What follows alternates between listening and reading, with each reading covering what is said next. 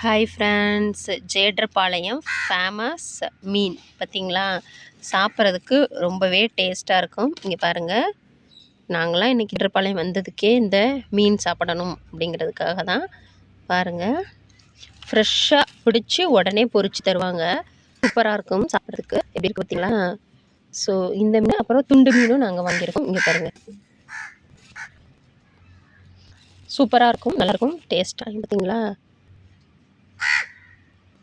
அப்படி நடுவில் ஒரு கீரல் போட்டு ஃப்ரெஷ்ஷாக மீன் பிடிச்சி பொரித்து தந்திருக்காங்க.